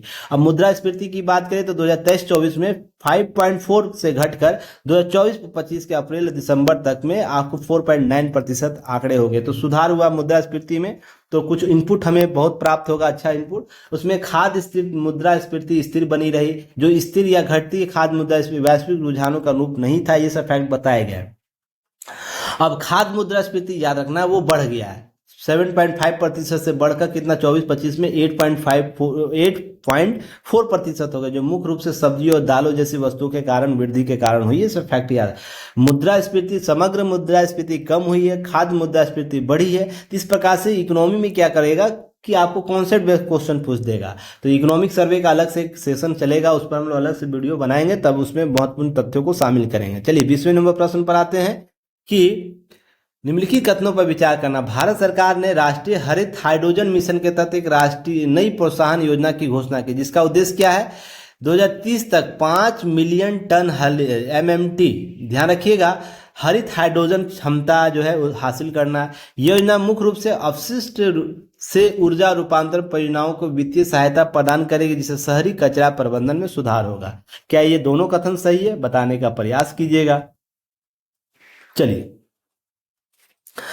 अब है कि कथन एक जो है लगभग सही दिख रहा है कि 2030 में 5 मिलियन टन MMT का क्या है उत्पादन करने का क्षमता रखा गया है। अगर हम बात करें कथन दो का ये गलत है। रीजन उसके पीछे क्या है? यह योजना मुख्य रूप से फोकस है हरित हाइड्रोजन के उत्पादन, स्टोरेज, परिवहन, उपयोग को बढ़ावा देने के लिए। यह क्या अपशिष्ट से ऊर्जा उत्पादन की परियोजना नहीं है। क्लियर है? उसमें एक अलग से एक पार्ट के तौर पर हम देख सकते हैं वेस्टेज, शहरी कचरे के उत्पादन के लिए वेस्ट टू एनर्जी परियोजनाएं मिशन के तौर प्राथमिक उद्देश्य नहीं है, आती है इसमें कुछ पायलट स्तर पर जरूर आपको अपनाए गए, पर इसका मुख्य थीम नहीं है, तो इसलिए यह ऑप्शन गलत हो जाएगा। तो इसका सही उत्तर क्या होगा? केवल एक सही इसका सही हो जाएगा। सही उत्तर केवल एक सही है, बाकी कथन दो है। अगर इसके अतिरिक्त कुछ बात और भी करें हम, तो केंद्रीय मंत्रिमंडल 4 जनवरी 2022 को 19,744 करोड़ रुपए के आवंटन के साथ इस योजना की शुरुआत की थी, कि जो हमारा कौन है मिशन, आपको जो राष्ट्रीय जो हमारा हरित हाइड्रोजन मिशन है उसकी शुरुआत की। इसका लक्ष्य है 2030 तक 5 मिलियन टन अर्थात 5 MMT प्रति वर्ष हरित हाइड्रोजन उत्पादन क्षमता को विकसित करना। इसके साथ नवीन ऊर्जा स्रोतों में विकास, नौकरी सृजन, हरित ऊर्जा की आत्मनिर्भरता को बढ़ाना। इसलिए कथन एक आपका सही दिखता है कि हम 5 MMT की बात कर रहा है। गलत दो कथन कैसे है? क्योंकि इसका मुख्य फोकस हरित हाइड्रोजन का उत्पादन, स्टोरेज, परिवहन और उपयोग को बढ़ावा देना, इलेक्ट्रोलाइजर का निर्माण करना, नवीकरणीय ऊर्जा स्रोतों से हाइड्रोजन उत्पादन करना, शहरी कचरे से ऊर्जा, वेस्ट टू एनर्जी की बात करते हैं ना। परियोजना इस मिशन का प्राथमिक उद्देश्यों में नहीं आती, यद्यपि ये कुछ पायलट स्तर पर जैव अवशिष्ट आधारित हाइड्रोजन उत्पादन पर कार्य कर रहा है। तो इस तरीके से आपका जो कथन दो है गलत है। अगर हम बात करें हरित ऊर्जा के भविष्य की बात करें, तो भारत सरकार अथक प्रयास किए जा रहे हैं। जब 19,700 करोड़ रुपये 744 करोड़ रुपये परिव्यय के साथ राष्ट्रीय हरित हाइड्रोजन मिशन की मंजूरी 4 जनवरी 2023 को दी है। यहाँ पर कुछ फैक्ट है, देखिएगा, एरर होगा। आपको PIB में यह डेट दिया गया है, तो इसलिए इस डेट को आप वेरीफाई कीजिएगा। और यहाँ 2023 देखिएगा, 4 जनवरी 2023 है, ये भी PIB पर है। तो कुछ क्या करना है कि जो बजट में जो चर्चा की उसके डेट को मानकर चलना 4 जनवरी 2022, क्योंकि मैं डेट इसलिए यहाँ शो कर दिया ना कि आप लोग कंफ्यूजन ना रहे। बहुत जगह 2024 दे दिया है, तो आपको थोड़ा सा डेट से सजग रहना, 4 जनवरी 2022 ही मान के चलना, क्योंकि मंत्रिमंडल के द्वारा यह क्या किया गया, शुरू किया गया, केंद्रीय आवंटन के साथ इसको शुरू किया गया था। नेशनल सिंगल विंडो सिस्टम जो है, ग्रीन हाइड्रोजन ऐप लॉन्च किया गया 7 अक्टूबर 2023 को, यह फैक्ट याद रखना। उसके बाद हाइड्रोजन और ईंधन सेल के लिए अंतर्राष्ट्रीय साझेदारी 41वीं बैठक जो थी संपन्न 18 से 22 मार्च 2024 को की गई। ये सब फैक्ट याद रखना है। हरित अमोनिया आवंटन को ध्यान रखिए, इसे फैक्ट को याद रखना है। 7.5 लाख टन कर दिया, जो पहले कितना था 5.5 लाख टन था, जो क्या किया, उत्पादन बढ़ा दिया गया ताकि हम हरित क्षेत्रों को विकसित कर सके। हरित अमोनिया के तहत हम पर्यावरण को सुरक्षित कर सके। ये सब फैक्ट याद रखना है। 21 नंबर है, इसे स्टार श्रेणी में आप लोग रखिएगा। ट्रिपल स्टार श्रेणी में पद्म पुरस्कार संबंधित दिए गए सूची का मिलान करें या कूट का मिलान करें। क्या 2025 की बात कर रहा है या 2025 थोड़ा सा कर लीजिएगा। 2025 पद्म पुरस्कार 2025 से संबंधित दिए गए कूट की मिलान करें। अब है क्या है, कूट में क्या बोला गया है कि पद्म विभूषण 6 लोगों को दिया गया है, 6 व्यक्ति को पद्म विभूषण 17 लोगों को दिया गया है, पद्मश्री 113 लोगों को दिया गया है। अब है प्रश्न में तौर पर दिया गया केवल एक कूट सही है, केवल 2 कूट सही है, सभी कूट सही या सभी कूट गलत है। बोला जा रहा है कूट में कि क्या केवल एक ही कूट, तीनों में से कोई एक सही है, या तीनों में से कोई 2 कूट सही है, कोई भी हो सकता है, 1 2 3 में से कोई भी हो सकता है, या सभी कूट सही या सभी कूट गलत है। तो ध्यान रखिएगा, अगर हम बात करें इसमें पद्म पुरस्कार जो दिए गए हैं 2025 का, उसमें पद्म विभूषण 7 लोगों को दिया गया है, पद्म भूषण आपको 19 लोगों को दिया गया और पद्मश्री 113 लोगों को दिया गया है। कुल मिलाकर 139 लोगों को यह पुरस्कार दिया गया है 2025 का। ये फैक्ट याद रखना है। अगर हम इसके अतिरिक्त कुछ और भी बातें करें तो महिलाओं को दिया गया, कितना महिला को दिया गया, 23 महिलाएं शामिल है, 23 महिलाएं शामिल है। जो विदेशी अगर NRI की बात करें या हम OBC की बात करें, जो OBC जो होते हैं कार्डधारी, उनको 10 लोगों को दिया गया। मरणोपरांत कितने लोगों को दिया गया, मरणोपरांत दिया गया। ध्यान रखिएगा, जो डेट का गया उसे 13 व्यक्तियों को दिया गया, इसमें 139 में था। ये सब फैक्ट अतिरिक्त याद रखना है। तो इस तरीके से केवल एक ही कूट आपका सही हो रहा है, अर्थात पद्मश्री 113 जो है वो सही मिलान है, बाकी 2 पद्म विभूषण गलत है, पद्म विभूषण गलत दिया गया है आंकड़े। तो आपका ऑप्शन क्या होगा, ऑप्शन A सही हो जाएगा, केवल एक ही कूट सही है। इसके अतिरिक्त कुछ और भी जानकारी जिसे आप लोग को याद रखनी चाहिए। 25 जनवरी 2025 को 139 नागरिकों को पद्म पुरस्कार प्रदान किए गए, जहां पर कला, साहित्य, शिक्षा, विज्ञान, समाज सेवा, खेल, चिकित्सा, व्यापार, लोक प्रशासन जैसे विषयों विविध क्षेत्रों के उत्कृष्ट योगदान करने वाले लोगों को दिया गया। आंकड़ों की बात करें, पद्म विभूषण 7 लोगों को, पद्म भूषण 19 लोगों को, पद्मश्री आपको 113 लोगों को दिया गया। कुल मिलाकर 139, जहां पर महिलाओं को 23 और विदेशी एनआरआई, पीआईओ कार्ड धारक, ओसीआई कार्ड धारक को दिया गया 10 और मरणोपरांत जो है 13 व्यक्तियों को दिया गया। अब ध्यान रखिएगा, भारत का सबसे सर्वोच्च नागरिक सम्मान कौन है? सर्वोच्च नागरिक सम्मान भारत रत्न है, याद रखिएगा, भारत रत्न है। उसके बाद दूसरा सबसे बड़ा पुरस्कार है, तीसरा बड़ा सबसे बड़ा पुरस्कार नागरिक सम्मान है, तीसरा है। इस तरीके से श्रेणी भी याद रखिएगा। अगर हम पद्म विभूषण 2025 की बात करें जो 7 व्यक्तियों को दिया गया, तो कम से कम शारदा सिन्हा को तो याद जरूर रखिएगा, क्योंकि ये बिहार से है, लोक गायन है, मैथिली और भोजपुरी में अपना लोक गायिका करती हैं। इसके साथ साथ याद रखना है कि आपको और भी अतिरिक्त है, डॉक्टर डी नागेश्वर रेड्डी है। इसके फैक्ट इनको याद रखना, ये तीनों पुरस्कार पद्म पुरस्कार पाने वाले, अर्थात पद्म विभूषण, पद्म भूषण और पद्मश्री पुरस्कार पाने वाले प्रथम डॉक्टर हैं। तो यह भी फैक्ट याद रखना है, जो तेलंगाना के हैं। Justice J.S. खेहर जो लोक प्रशासन चंडीगढ़ से पूर्व न्यायाधीश है, वो उनको दिया गया। कुमुदिनी लखिया को दिया गया है, गुजरात की कथक नृत्यरंगना है, उनके कथक प्रतिष्ठित गुरु है, तो उनको दिया गया है। गुजरात के है जो है लक्ष्मी नारायण सुब्रमण्यम, S.T. वासुदेवन नायर और ओसामू सुजुकी जो प्रथम जापान के उद्योग मोटो ऑटोमोबाइल के जो कंपनी है सुजुकी, उसके अध्यक्ष हैं। भारत जापान सहयोग के तौर पर इनको दिया गया है। तो ये सब फैक्ट याद रखना है। क्लियर है? 22वें नंबर प्रश्न है। 22वां नंबर प्रश्न पर आता है, इसके अतिरिक्त पद्मश्री पद्म जो पुरस्कार है उसकी जानकारी आपको पीडीएफ में अतिरिक्त दी गई है, तो सारे तथ्य को देख लीजिएगा, एक बार याद कर लीजिएगा। कुछ महत्वपूर्ण लोगों का दे दिया गया है। 22वां नंबर प्रश्न, जनवरी 2025 में किस भारतीय राज्य में सम्मान संजीवनी ऐप लॉन्च किया है जिसका उद्देश्य बुजुर्गों और दिव्यांगों की सहायता प्रदान करना? उत्तर प्रदेश, मध्य प्रदेश, हरियाणा। तो सही उत्तर कौन है? हरियाणा इसका सही उत्तर होगा। जो 25 जनवरी को 2025 को ध्यान रखिएगा, आपको 24 जनवरी को 2025 को यह आरंभ किया गया, क्योंकि 24 जनवरी 2025 को आपको क्या किया था? राष्ट्रीय बालिका दिवस के अवसर पर सम्मान संजीवनी ऐप को लॉन्च किया गया, जिसमें महिलाओं और किशोरियों, दिव्यांगों के वरिष्ठ नागरिकों के सहकारी सहायता प्रदान की जाएगी, ट्रैकिंग मूल्यांकन की सुविधा दी गई। और जो हरियाणा विभाग के द्वारा यह जो बाल विकास विभाग है हरियाणा, उसके द्वारा शुरू की गई। वही राष्ट्रीय बालिका दिवस की बात करें तो प्रत्येक वर्ष 24 जनवरी को यह शुरू किया जाए, जहां पर राष्ट्रीय बालिका और लड़कियों के दिवस के तौर पर लड़कियों के अधिकार और शिक्षा कल्याण पर फोकस रखने की बात की जाती है। यह महिला और बाल विकास मंत्रालय के द्वारा 2008 से शुरू किया गया, और यह जो थीम था इस वर्ष का, उज्जवल भविष्य के लड़कियों को सशक्त बनाना, इस वर्ष का थीम था 2025 का। ये सब फैक्ट याद रखना है। क्लियर है? 23वां नंबर प्रश्न है कि 38वें राष्ट्रीय खेलों के संबंध में जानकारी, जो जनवरी 2025 में इसका उद्घाटन भारत के किस शहर में हुआ है? नई दिल्ली, बेंगलुरु, देहरादून और भुवनेश्वर। शहर की बात करें तो देहरादून सही उत्तर होगा इसका। देहरादून आपको उत्तराखंड में वहां पर हुआ, जहां पर आपको 38वें खेल की बात हो रही, राष्ट्रीय खेलों की बात हो रही है। 28 जनवरी को यह स्टार्ट हुआ, 28 जनवरी 2025 को आरंभ हुआ था। आप ध्यान रखिएगा 14 फरवरी तक ये चला था। ये सब फैक्ट याद रखने हैं। जहां पर उत्तराखंड के कुछ शहरों का नाम रखिए जो होस्ट किया था, देहरादून, हरिद्वार, नैनीताल, पिथौरागढ़ शहरों पर स्पर्धाएं आयोजित की गई थी, जहां 10,000 से अधिक खिलाड़ी शामिल हुए थे। खेलों का आदर्श वाक्य था, खेलो उत्तराखंड, खेलो भारत। वहीं 2023 का जो 37वां आपको राष्ट्रीय खेल औपचारिक रूप से गोवा 2023 में आयोजित किया गया था। ध्यान रखिएगा 26 अक्टूबर से 9 नवंबर 2023 को। अब इसके फैक्ट को याद रखिए, इस वर्ष का जो 38वां खेल हुआ 28 जनवरी से 14 फरवरी आपको इसका आयोजन किया गया था, अवधि था। और कहाँ किया गया था? राजीव गांधी अंतर्राष्ट्रीय खेल स्टेडियम देहरादून में उसका उद्घाटन किया गया था नरेंद्र मोदी जी के द्वारा, जो भारत के प्रधानमंत्री थे। सब फैक्ट याद रखने। क्लियर है? 24वां नंबर प्रश्न है, नेशनल क्रिटिकल मिनरल्स जो मिशन है NCMM के तहत कुल कितनी राशि निवेशित की गई? ये फैक्ट को अच्छे से याद रखिएगा। इस बार क्रिटिकल जो मिनरल्स है उसके लिए पूरा युद्ध चल रहा है, अमेरिका चीन के बीच।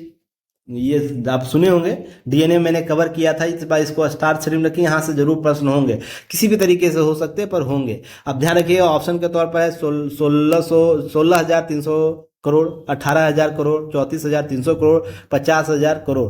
तो ध्यान रखिएगा ऑप्शन के तौर पर ऑप्शन सी सही उत्तर होगा, 34,300 करोड़। अब ध्यान रखिएगा जो हमारा नेशनल क्रिटिकल मिनरल्स जो आपको मिशन है NCMM, वो उसका लक्ष्य क्या है? हरित ऊर्जा और राष्ट्रीय सुरक्षा, उद्योग विकास, तकनीकी सहायता उपलब्ध कराना, ये सब इसका मुख्य उद्देश्य है। जो ईवी जो इलेक्ट्रॉनिक्स वाहन है, पवन ऊर्जा उपयोग वाले खनिज उपलब्धता को बनाना ताकि हम हरित ऊर्जा विकसित कर सके।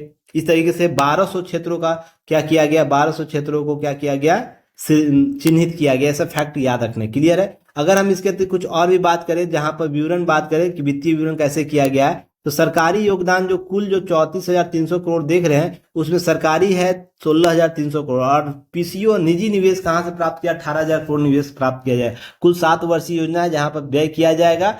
अब ध्यान रखिएगा 30 क्रिटिकल मिनरल्स की सूची भारत सरकार के द्वारा आपको सूची जारी की गई, जिसमें आपको bismuth, cobalt, copper, phosphorus, potash, rare earth elements, REE, silicon, tin, titanium शामिल किया। भारत में क्रिटिकल मिनरल्स की मांग की पूर्ति के लिए आयात बहुत अधिक निर्भर है, जो चीन पर हम करते हैं। इस फैक्ट याद रखिए। इसका नोडल मंत्रालय कौन है? खनन मंत्रालय, मिनिस्ट्री ऑफ माइंस है। इसे फैक्ट को याद रखिए, क्लियर है। चलिए 25वां नंबर प्रश्न है। थोड़ा समय ज्यादा लग गया है, शुरुआत है तो धीरे धीरे समय को कम कर लिया जाएगा। पारस्परिक ऋण गारंटी योजना का क्रियान्वयन कौन सी संस्था के द्वारा किया जाता है? नीति आयोग, RBI, NCGTC या SIDBI के द्वारा किया जाता है? देखिए इसकी शुरुआत, इसकी जो क्रियान्वयन है, नेशनल क्रेडिट जो गारंटी ट्रस्टी कंपनी है जिसे NCGT कहते हैं, उसके द्वारा की गई है। यह पारंपरिक ऋण गारंटी योजना क्या है? तो कुछ फैक्ट को यहाँ पर स्वासा देख सकते हैं। जब यह योजना क्या है, कुल ऋण राशि का 60% guarantee national credit guarantee trust के द्वारा दिया जाएगा, जिसका मुख्य उद्देश्य क्या है? MSME उपकरण और मशीनरी खरीद के लिए बिना सांप्रदायिक ऋण अर्थात प्रोजेक्ट लोन दिलाना है इसका, कि ऋण गारंटी उपलब्ध कराता है सरकारी समर्थक किनको? MSME क्षेत्रों को। तो इस तरीके से आपसे प्रश्न पूछ सकता है। इसका ऋण सीमा कितना है? 0 से 100 करोड़ तक के ऋण लागू कर सकता है। केवल प्लांट और मशीनरी खरीद के लिए इस ऋण का उपयोग किया जाए। अवधि और जो मेटोरियम है, याद रखिए 50 करोड़ तक 8 साल की अवधि के लिए 2 साल की मेटोरियल के साथ दिया जा रहा है। वही 50 करोड़ से अधिक के लिए अधिक लचीलापन बनाया गया है। गारंटी शुल्क की बात करें तो प्रारंभ में 5% अग्रणी रखे, फर्स्ट वर्ष 0% वार्षिक शुल्क, अगले 3 वर्ष 1.5 वर्ष और उसके बाद 1-1 वर्ष है। तो याद रखिए 0%, 1.5% और 1%, याद रखिएगा यह इसका क्या है? शुल्क लिया जाएगा। गतिविधि है 4 वर्षों या कुल 7 लाख करोड़ की गारंटी जारी की जाएगी। अगर जो भी पहले हो जाएगा वो वहां से यह प्रोग्राम समाप्त कर दिया, उसके बाद अगला कोई प्रोग्राम लाया जा सकता है। तो याद रखिएगा 4 वर्षीय प्रोग्राम हो सकता है या 7 लाख करोड़ का ऋण गारंटी उपलब्ध कराया जाएगा। अब 26वां नंबर प्रश्न है, इसके स्टार श्रेणी में आप लोग रखिएगा। सुप्रीम कोर्ट के द्वारा निम्न किस मामले में केंद्र के द्वारा हाथ से मैला उठाने कुप्रथा समाप्त करने के निर्देश दिए? अजीत कुमार बनाम भारत संघवाद, बलराम सिंह बनाम भारत संघवाद, सुरेश कुमार बनाम दिल्ली सरकारवाद, नेहरू बनाम भारत संघवाद। तो यह ऑप्शन, उसका ऑप्शन क्या होगा? बी होगा। 2023 का ये मामला था जो सुप्रीम कोर्ट के द्वारा यह निर्देश दिया गया कि कुछ राज्यों का, तो कम से कम कुछ राज्यों का नाम याद रखना है। क्या नाम याद रखना है? जिसको हम लोग कह सकते हैं नाम के तौर पर कि दिल्ली है, मुंबई है। DMC याद रखिएगा, KBH अर्थात दिल्ली, मुंबई, चेन्नई, कलकत्ता, और B से बेंगलुरु और S से हैदराबाद। तो शॉर्ट फॉर्म में DMC, KBH याद रखिएगा। यहाँ से इन राज्यों को निर्देश दिया गया है और इनसे पूछा गया, सरकार सुप्रीम कोर्ट के द्वारा पूछा गया, इनके जो ऑथराइड हैं, जो मुख्य सरकारी से अधिकारी होते हैं, उनके द्वारा पूछा गया यह कुप्रथा कब तक समाप्त हो जाएगी, इसके लिए क्या रणनीति अपनाई जाए। 2 सवाल पूछे गए और बलराम सिंह बनाम भारत संघवाद 2023 के मामले में यह निर्देश सुप्रीम कोर्ट के द्वारा दिया गया। दिल्ली, मुंबई, चेन्नई, कोलकाता, बेंगलुरु, हैदराबाद, DMC, KBH शहरों को दिया गया। अब तक भारत में 775 जिले, जिसमें से 456 जिलों में यह कुप्रथा समाप्त हो गई।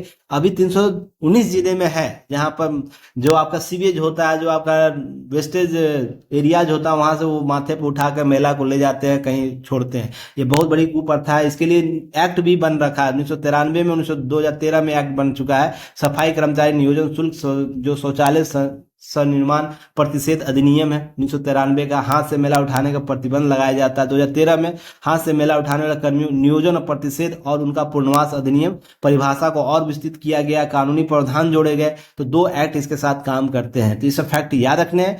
27वां नंबर प्रश्न है, जनवरी 2025 में वेटलैंड सिटी जो एडिगेशन है WCA के वैश्विक सूची में शामिल वाला भारत के पहले 2 शहर कौन है? तो इसे स्टार श्रेणी में रखिएगा क्योंकि यह पहले पूछ रहा है। तो इस तरीके के प्रश्न आपको डायरेक्ट पूछता है एग्जाम में, तो स्टार श्रेणी रखिएगा। भोपाल और जयपुर है, इंदौर, उदयपुर, वाराणसी, कोची और अमृतसर और कोलकाता की बात करें तो ऑप्शन बी आपको सही होगा, इंदौर और उदयपुर। अब रीजन इसके पीछे क्या है? इन 2 शहरों को शामिल किया गया इस सूची में, जो WCA सूची हम लोग बोलते हैं। ये यह ध्यान रखिएगा, जो रामसर कन्वेंशन के तहत आपको जो उरुग्वे दौरे हो रहे थे उसके तहत इसे आपको अपनाया गया था। कोप 12 नाम याद रखिएगा, 12 जो उरुग्वे दौरे हम जिसको बोलते हैं, उरुग्वे दौरे, इसके तहत इसको अपनाया गया था, जहां पर रामसर कन्वेंशन जो होता है उसके तहत क्या किया जाता है? संरक्षित किया जाता है इस प्रकार के सिटीज को, इस प्रकार के आइलैंड्स को। ध्यान रखिएगा इसके तहत क्या कहा गया है, कुछ चीज़ों को, जैसे जनवरी 2025 में इंदौर मध्य प्रदेश, उदयपुर राजस्थान वेटलैंड सिटी एडिक्शन WCA के वैश्विक सूची में शामिल किए। पहले 2 शहर भारत के बन गए। रामसर कन्वेंशन के द्वारा यह मान्यता प्राप्त था। और यह कोप 12 2015 में उरुग्वे दौरे के तहत आपको रामसर कन्वेंशन के उद्गम माना जाता है। उसी कन्वेंशन में आपको यह रामसर कन्वेंशन के तहत शामिल कर लिया गया, जो रामसर कन्वेंशन 1971 में जारी किया गया था, जिसका उद्देश्य आर्द्र भूमियों का संरक्षण, उसके संसाधनों के सतत महत्वपूर्ण योगदान के लिए, और 1975 से यह प्रभावी है। इसका मुख्यालय ग्लेंड स्विट्जरलैंड में है, यह सब फैक्ट याद रखिएगा। और भारत का रामसर साइट जो है, वर्तमान की बात करें राजस्थान में फिलोदी में खींचन और उदयपुर में मेनार नामक 2 और दलदली भूमि को शामिल करते हुए वर्तमान में यह 4 जून 2024 तक की आंकड़ा बात करें तो 91 रामसर साइट हो गए हैं, अगर 4 जून 2024 तक की बात कर रहे हैं। तो यह जो झीलें हैं मेगा, यह इस प्रकार से आपसे प्रश्न पूछ सकता है कि कितने साइट आपको वर्तमान में रामसर साइट है, रामसर कन्वेंशन क्या है, यह अंतर सरकारी संधि है जो यह WCA का मान्यता दिया जाता है, 6 वर्षों के लिए मान्यता दिया जाता है। और दोबारा शामिल हो तो 6 मापदंड आपको लागू करने होते हैं, 6 मापदंड के तहत यह लागू होता है। ऐसा फैक्ट याद रखने, क्लियर है। चलिए 28वां नंबर प्रश्न है, समाचार पत्रों में चर्चा में रहा एडिकोपा गुड़िया किस राज्य के पारंपरिक शिल्प के कला का उदाहरण है? उड़ीसा, पश्चिम बंगाल, आंध्र प्रदेश, कर्नाटक। तो ध्यान रखिएगा यह आंध्र प्रदेश का क्यों है कि जब आपको 26 जनवरी हो रहा था, 26 जनवरी का जो परेड हो रहा था उसमें इस गुड़िया के रथ को शामिल किया गया था। राष्ट्रपति के स्वागत समारोह में जो आप परेड देखते हैं ना, झांकियां निकलती, उसमें यह परेड देखिए हो रहा था। उसमें इस का जो गुड़िया का एडिकोपा गुड़िया है उसका प्रदर्शनी किया गया था। यह आंध्र प्रदेश का विश्वविख्यात, आपको ये 400 वर्षों का पुराना इतिहास लेकर चलता है। जो एडिकोपा गांव और आंध्र प्रदेश विशाखापट्टनम जिले में स्थित है, वहां का यह कला है। तो ये फैक्ट याद रखिए। इसे GI टैग भी 2017 में मिल चुका है। तो इस तरीके से आप लोग को याद रखना है कि क्या अपडेट हुए हैं GI टैग में, क्या अपडेट हुए आपको इस कला में। तो इस प्रकार के प्रश्न आपको जो समाचार पत्रों में रहता है प्रश्न पूछता है। 29वां नंबर प्रश्न है, निम्नलिखित में कौन सा औद्योगिक क्लस्टर आंध्र प्रदेश में स्थित और ग्रीन अमोनिया उत्पादन के अग्रणी है? इस श्रेणी को इसको स्टार श्रेणी बना कर रखिएगा। इस बार क्लस्टर बहुत ही चर्चा में है, तो आपको यहाँ से प्रश्न पूछ सकता है। जो ऑप्शन है गोपालपुर इंडस्ट्रियल पार्क, कहाँ है गोपालपुर इंडस्ट्रियल पार्क? आपको ओडिशा में है। ओडिशा में काकीनाडा क्लस्टर पार्क कहाँ है? आंध्र प्रदेश में। और केरल हाइड्रोजन वैली कहाँ है? तो केरल में ही होगा। और मुंबई, तो मुंबई में मुंबई ग्रीन हाइड्रोजन क्लस्टर, तो ये कहाँ है? ग्रीन हार्मोनिया और क्लस्टर का निर्माण किया तो काकीनाडा क्लस्टर में आपको यह जुड़ा हुआ अग्रणी है इसमें। तो कुछ फैक्ट इसके तहत ही आपको याद रखना है। जैसे हम बात कर रहे हैं कि काकीनाडा क्लस्टर आंध्र प्रदेश में स्थित है, जो AM ग्रीन द्वारा संचालित ग्रीन अमोनिया हाइड्रोजन और SFA का उत्पादन करता है। और यह वर्ल्ड इकोनॉमिक फोरम के द्वारा इसे 5 नए भारतीय औद्योगिक क्लस्टर को शामिल किया गया, जिसके औद्योगिक क्लस्टर में परिवर्तन की पहल जो है TICI जो ट्रांसलेशन इंडस्ट्रियल क्लस्टर इनिशिएटिव के तहत जनवरी 2025 में शामिल किया गया। 5 कौन कौन है? गोपालपुर, काकीनाडा, केरल, मुद्रा और मुंबई। याद रखिएगा 2MG अर्थात 2K अर्थात जो आपको याद रखना है काकीनाडा केरल और 2MG मुद्रा और मुंबई और G से गोपालपुर। इस तरीके से याद रखिए 2K 2MG शॉर्ट फॉर्म याद रखिएगा, इस तरीके से याद हो जाएगा। और अंतर जो IMF है, ध्यान रखिए ये गैर सरकारी संगठन है और जो कॉलोन जिनेवा और स्विट्जरलैंड में स्थित है, इसका मुख्यालय है। और 24 जनवरी 1971 की इसकी स्थापना की थी। एक जर्मन इंजीनियर थे क्लास स्वाम, उनके द्वारा किया गया। यह क्या है, एक वैश्विक आर्थिक मंच है, वैचारिक मंच है, जहां पर विश्व के वैचारिक मंच के माध्यम से नीतियों का निर्धारण किया था। आज का अंतिम प्रश्न, डोम मिशन, जो जो हमारा डोम मिशन है, डीप ओशन मिशन, मिशन किस उच्च स्तरीय राष्ट्रीय समिति के अधीन है? नीति आयोग, प्रधानमंत्री के विज्ञान प्रौद्योगिकी नवाचार सलाहकार परिषद और विज्ञान और तकनीकी सलाह बोर्ड के अंतर्गत केंद्रीय अन्वेषण परिषद के तहत यह कार्य करता है। अब डोम चर्चा में विषय था, यह ध्यान रखिएगा, यह जो डोम है वो 9 प्राथमिक जो मिशन भारत सरकार के द्वारा तय किए गए हैं, जो प्रधानमंत्री विज्ञान प्रौद्योगिकी और नवाचार सलाहकार परिषद के द्वारा तय किए गए, उसमें से शामिल है। तो यहाँ पर प्रश्न आपसे पूछ सकता है, तो इसके द्वारा आपको मिशन इस समिति के अधीन कार्य करता है, उच्च स्तरीय समिति के अधीन काम करता है, जो डीप ओशन मिशन है। इस तरीके से कुछ फैक्ट को याद रखना है। क्लियर है? भारत का पहला मानव जो युक्त अंडर वाटर सबमरीन है, ध्यान रखिएगा, समुद्रयान डीप ओशन मिशन डोम, जो पहला अपना क्या किया, लॉन्च करने जा रहा है, जहां 500 मीटर गहराई तक यह कार्य करेगा प्रारंभ में। उसके बाद इसको हिंद महासागर में 6000 मीटर अर्थात 6 किलोमीटर की गहराई तक 3 विज्ञानों को सुरक्षित ले जाने की क्षमता विकसित होगी। तो इस तरीके से डीप ओशन मिशन हमारा जो है डोम के तहत उठाया गया महत्वपूर्ण रणनीतिक कदम है। अब समुद्री यान मिशन याद रखें, भारत का पहला मानव युक्त महासागरीय अभियान है। यह national institute of ocean technology NIOT Chennai के द्वारा निर्देशित किया जाए। लक्ष्य इसका है गहरे समुद्र में मानव को भेजना, अनुसंधान करना, ऊर्जा और जैव विविधता की खोज करना। सबमर्सिबल नाम इसका दिया गया मत्स्य 6000। मत्स्य 6000 है, कोई याद रखना है, यहाँ से प्रश्न पूछ सकता है। क्षमता 3 लोगों तक 6000 मीटर तक ले जा सकता है। ध्यान रखिएगा, कुछ चुनिंदा देशों के रूप में शामिल, जैसे अमेरिका, चीन जैसे श्रेणियों में, उन सूचियों में भारत शामिल हो जाए जो डीप ओशन मिशन करता है। तो भारत डीप ओशन मिशन करने अंतर्गत पहले मानव अंडर सबमर्सिबल की चर्चा रही थी, तो इसे याद रखना। इस तरीके से कुछ कंटेंट आपको पूछे जा सकते हैं, बताए जा सकते हैं। आज का वीडियो कुछ लंबा हो गया, कोशिश करूंगा अगले दिन से थोड़ा सा फास्ट करना। मेरी तबीयत कुछ डल चल रहा है, इसलिए धीरे धीरे चीज़ों को कवर किया। गले में थोड़ा सा सूजन हो गया है, जिसकी वजह से तो सपोर्ट करने का प्रयास करेंगे। आप लोगों को सिलेबस दिया गया है, तो ध्यान रखिएगा, जो आपको डे 1 में आपको क्या है, सिलेबस चर्चा किया गया है। डे 2 में आपको नेशनल, जनवरी का नेशनल है, नेशनल आपको रखा गया। डे 3 में इंटरनेशनल रखा गया है। और डे 4 में याद रखिएगा बिहार रखा गया है। और डे 5 में आपको याद रखना कौन सा है, मिसलिनियस है। ये सभी जनवरी के होंगे, जनवरी 2025 के होंगे। आपको जो PDF प्राप्त नहीं हुआ तो टेलीग्राम चैनल पर जाइएगा, वहाँ पर आपको पिन किया हुआ होगा सिलेबस, आप उसे जरूर ज्वाइन कर लीजिएगा। पेड ग्रुप है, तो थोड़ा सा आप लोग कंटेंट को प्राप्त करने के लिए थोड़ा सा पेड भी ज्वाइन कर लीजिएगा कुछ चीज़ों को, ताकि हम सिस्टम को चला सके। बहुत मिनिमम फाइल रखा गया आप लोगों के लिए, सपोर्ट के लिए। चलिए तब फिर मिलते हैं कल आपको नए वीडियो के साथ, तब तक के लिए धन्यवाद, जय हिंद।